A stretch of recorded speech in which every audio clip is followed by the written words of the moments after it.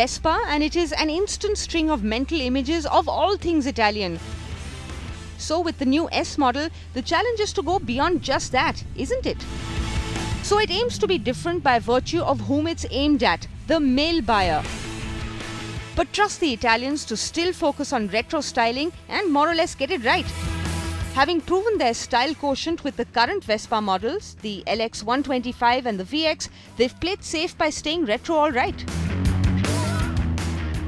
So the real blast from the past in terms of the overall design of the new Vespa S is the box-shaped headlamp, which really gives the bike a lot more character and really reminds you of the scooters of the 70s, doesn't it?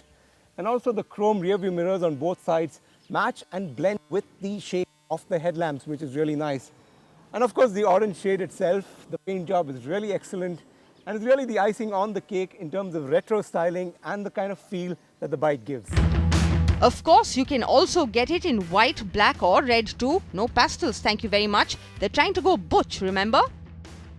The instrument panel houses a speedometer, fuel gauge and clock, and it's finished off in black. An all-chrome housing here would have really been a throwback to the scooters of yore. Oh well. Overall though, the materials and finish give off a sense of good build quality with a solid feel. The brake levers and switches included. The chrome-plated heat shield over the silencer and the black alloys add a bit more appeal. There are red-coloured springs used to add to the sportier feel that Vespa is going for. At the rear, the Vespa S branding looks nice over the tail lamp, which has a two-step crystal finish. The S gets neat cubby holes for storing small items. And it has a foldable bag hook. The underseat storage is decently large and a half-face helmet will fit in snugly. The seat itself feels firm and comfortable, but it doesn't have grab rails. Instead, just a grab strap of sorts. Now, it's all very well to position the scooter to male buyers, but what happens to the women they may want to have accompanying them? The S is powered by the same 125cc 4-stroke engine used on the other models, and so it delivers 10 bhp of power and 10.6 Nm of torque. The scooter uses a CVT transmission to deliver power to the rear wheels.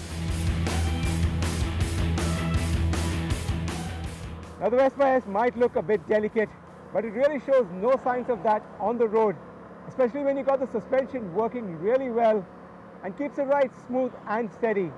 Also the acceleration is fairly good, although it's a bit slow off the blocks, but in the mid-range it lets you zip in and out of traffic fairly smoothly.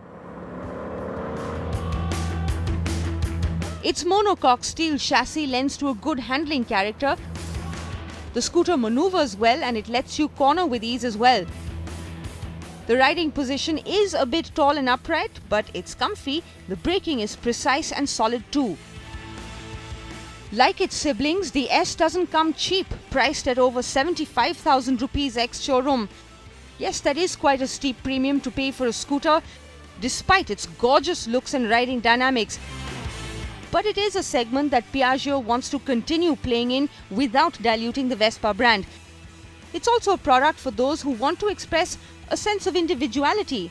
So if you want to make heads turn and you don't mind spending the extra cash, the S may just be your best bet.